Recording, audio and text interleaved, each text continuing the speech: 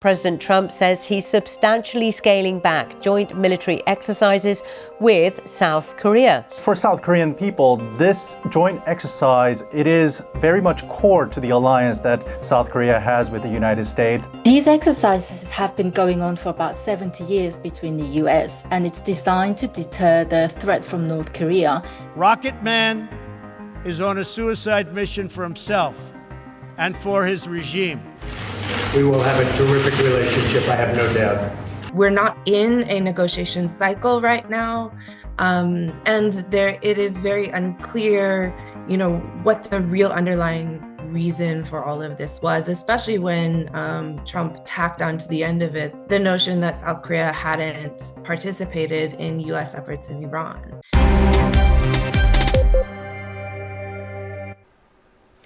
Donald Trump says he's scaling back joint military exercises with South Korea. Previously, US and South Korean military leaders had said the 11-day event would be similar in scale to previous years, with about 18,000 South Korean soldiers taking part.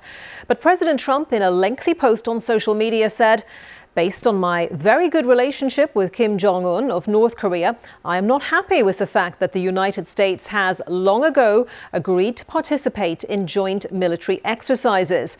These exercises are not only costly, but send a signal that is totally inappropriate." And later in the post, he goes on to say, "I asked the president of South Korea if they would like to join us in the denuclearization of the Islamic Republic of Iran, and they said, no thanks." Well, let's speak to our State Department correspondent, Tom Bateman. Tom, what's going on here? Well, President Trump is saying he's going to significantly reduce these annual military exercises with America's ally, South Korea, as you saw from the post there, scaling them back, but says that it's actually too late, in his view, with the current one to be able to do that, albeit he's instructed the Secretary of Defense, Pete Hegseth, to do so. I think what this is the first time in this second Trump term that he's made an overture, reaching out a hand to the ruler of North Korea, Kim Jong Un, in an attempt, as Mr. Trump tried and failed to do in his first term, to achieve denuclearization in North Korea. So that's the US view, but how does South Korea see this? Our Seoul correspondent, Jake Kwon, can explain.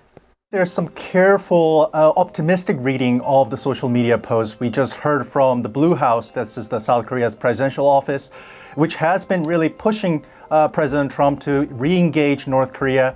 They saw that he has been busy with Middle East and Ukraine and Venezuela. They have been asking him to play the peacemaker role, engaging North Korean leader in talks. But this is not the way they probably saw it going.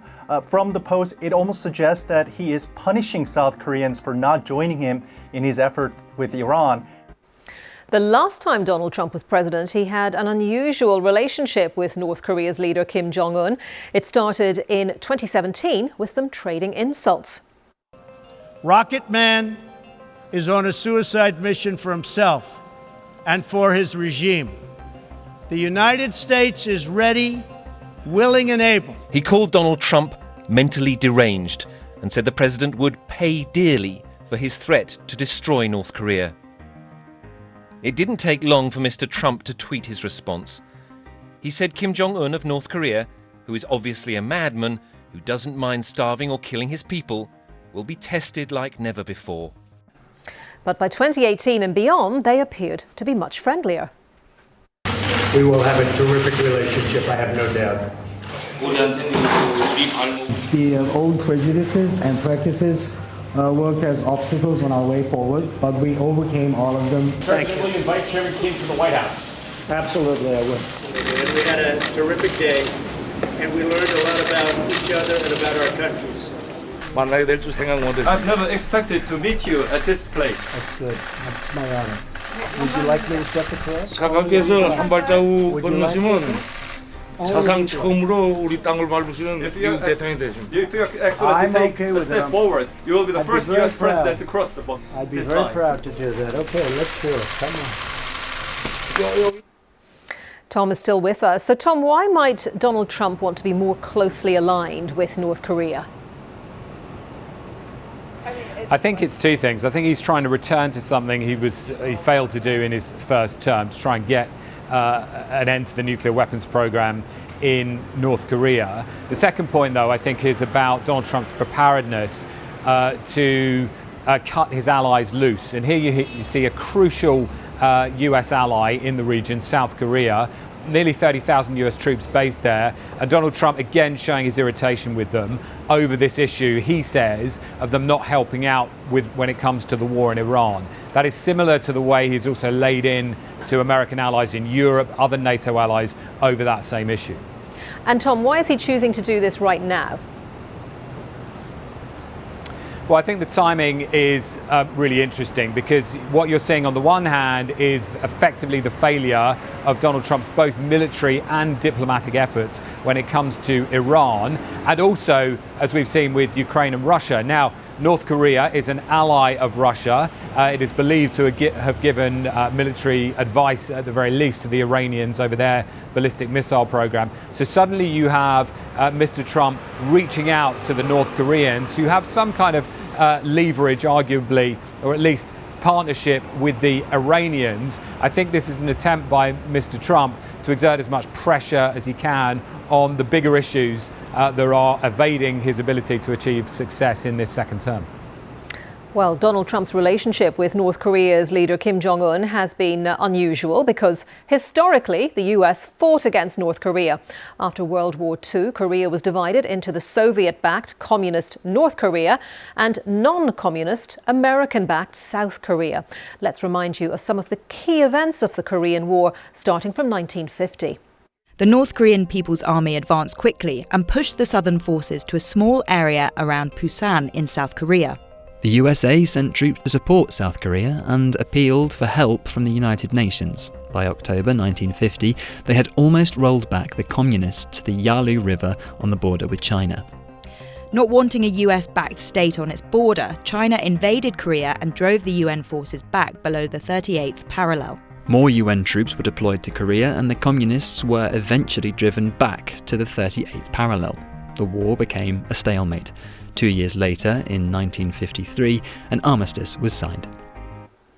As we mentioned, China also played a big role in the Korean War. So what do they make of the US scaling down their military drills with South Korea? Their foreign ministry spokesman made this comment.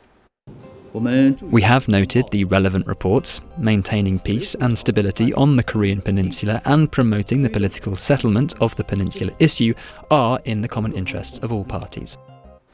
And let's end by answering something you've been searching for online. Is South Korea in NATO? Tom, can you explain what NATO is and whether South Korea is part of it?